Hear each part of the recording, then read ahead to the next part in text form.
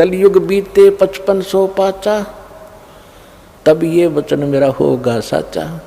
कलयुग बीत जावे जब एता, तब सभी प्राणी परम पुरुष पद चेता।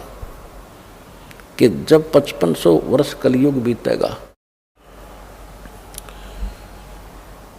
उस समय घर घर परमात्मा, बोध माने ज्ञान, कबीर परमात्मा के ज्ञान की चर्चा जुबान जुबान पर घर घर होगी।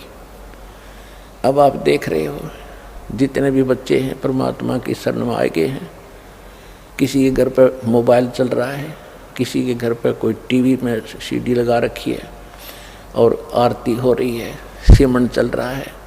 जहाँ जहाँ भी आप जाते हो, क्योंकि हमारा मार्ग ऐसा है कि जब भी आप सफ़र कर रहे हो तो भक्ति करनी है। कोई जैसे आप यहाँ से जाते हो, यहाँ के लिए आते हो, ट्रेन में आते हो, बसों में आते हो, अपनी गाड़ियों में आते हो, तो रास्ते में अवश्य सिमरन करते हो। कोई सुबह का समय हो गया, सुबह की आरती को, दोपहर की, फिर शाम की, दिन में मंत्र।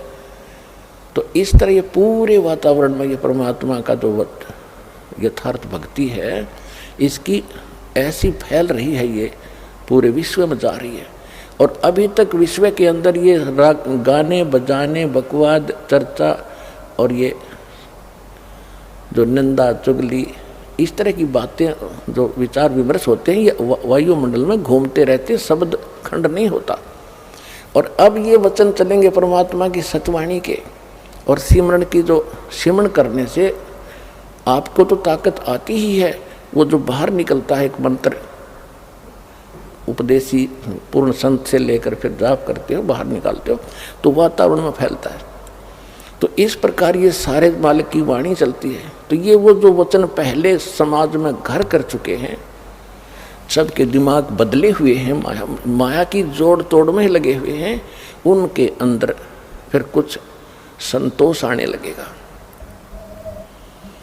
जो पुराने विचार हैं उनको इसमें ऐसी ताकत, जैसे आप देखते हो गंदी हवा ऊपर उठ जाती है, शुद्ध हवा नीचे आ जाती है। तो परमात्मा के जो वचन ज्ञान आप सुन रहे हो, टीवी पर सुन रहे हो, चिप में सुन रहे हो, मोबाइल से, तो मेमोरी कार्ड से चला रहे हो, या वैसे अपना सांस का सिमरन कर, तो ये शुद्ध यथार्थ भक्ति है। ये वातावरण में नीचे नीचे रह जाएगी। और जो ये पहले की बकवादें हैं, जो लड़ाई झगड़े घर घर में हो रहे हैं, आपस में लड़ते रहते हैं, तो ये सारे समाज में घूम रहे, तो सब के माइंड पर टकरा कर वो सबको ऐसे बेचैनी पैदा कर रहे हैं। अब धीरे धीरे सब में शांति आएगी और वो जो पहले वाले विचार ऊपर उठ जाएंगे, वो आपको अफेक्ट करने की रेंज में नहीं रहेंगे। एक उदाहरण सुनाता हूँ आपको। एक साधु संत अपनी किसी शिष्या के घर चला गया।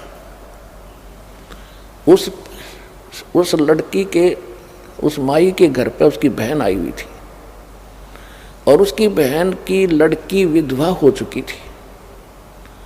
और उस संत के साथ 2-4 भक्त और भी साधु थे, उन सब ने वहाँ पहुँच गए। तो उसकी जो शिष्या थी उस संत की, उसने अपनी बहन का सहयोग लिया खाना बनाने में, कि बहन खाना बना, कई भक्त आ गए हैं, महात्मा जी आए हैं। तो जब उन्होंने खाना खा लिया, शाम में वह सो गए, तो सारी रात वो संत बैठा रहा। ऐसा सपना आया उसको कि जैसे मेरी बेटी विधवा होगी। हे भगवान, छोटे छोटे बच्चे हैं, इसका क्या होगा, ये कैसे जीवन निर्वाह करेगी, मेरी तो भोली भाली बेटी है, ये कैसे जिएगी। ऐसा करता करता इतना बेचैन होकर वो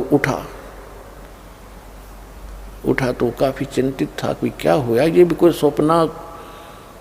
सपने में मैं कभी ये बात भी नहीं करता, कभी चर्चा भी नहीं चलती, ये आया तो आया कैसे सपना। तो उसने दूसरे को बताया, उठकर अपने गुरुजी से बताया। तो गुरुजी ने कहा मैं बताता हूँ ये क्यों आ गया सपना। उसने वो अपनी शिष्या बुलाई कि बेटी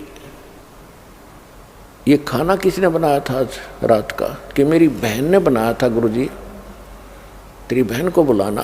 क्या तेरी बहन को कोई ऐसी दुर्घटना घटी है उसके घर पे, कोई ऐसी घटना घटी है, कोई दुख है उसको? हाँ जी, बहुत भारी दुख है उसको, उसकी बेटी विधवा होगी अभी। 1 महीना पहले, और बहुत दुखी रहती है। अब वो बहन खाना बना रही थी और मंदिर से सिमरन वो हो रहा था, मेरी बेटी का क्या होगा, छोटे छोटे बच्चे, हे भगवान कैसे निर्वाह करेगी। अंदर से घड़ी दुखी थी। तो वो खाने में प्रवेश हुआ और वो खाना उसने खाया तो उसमें भी वो उचाटी पैदा कर दी। तो ये सूक्ष्म विचार आपको ऐसे प्रभावित किए हुए हैं और ऐसी ही प्रेरणा सब में बनी हुई है। सपने में नो दुखी और वह जागृत में दुखी है ही, सबको मालूम है, कोई जीव सुखी नहीं। तो परमात्मा की ये जो वाणी अब चल रही है ये बहुत प्रचुर मात्रा में होगी और ये फिर क्या करेगा, पूरा वातावरण ऐसे चेंज होगा, ये ऊपर चले जाएंगे जो दूसरे वचन हैं जो आज तक सुनते रहे। लेकिन अब उनकी संख्या ज़्यादा है, उनकी क्वांटिटी ज़्यादा है, हमारी थोड़ी है, तो फिर भी ये ज़्यादा प्रभावशाली रहेगा। इनको धीरे धीरे तो हमारे एक गांव में 10 घर 20 परिवार हैं, बाकी सैकड़ों 200-300 दूसरे चर्चा वाले। तो धीरे धीरे ये प्रचार उन पे भी असर करेगा, अड़ोस पड़ोस में भी, फिर उनकी भी कभी भावना बदलेगी।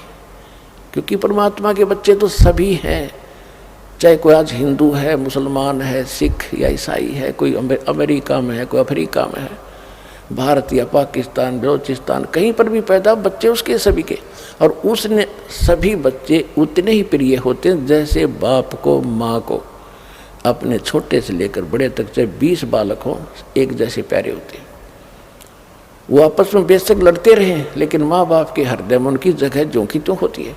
तो इसी प्रकार आज हिंदू मुस्लिम सिख ईसाई बनकर आपस में बेशक हम लड़ रहे हैं, लेकिन परम पिता ने हमें उतने ही प्रिय है और वो चाहते हैं कि इनका ये झगड़ा मिटे, चैन से रहें। तो उसके लिए ये शुरुआत दाता ने कर रखी है।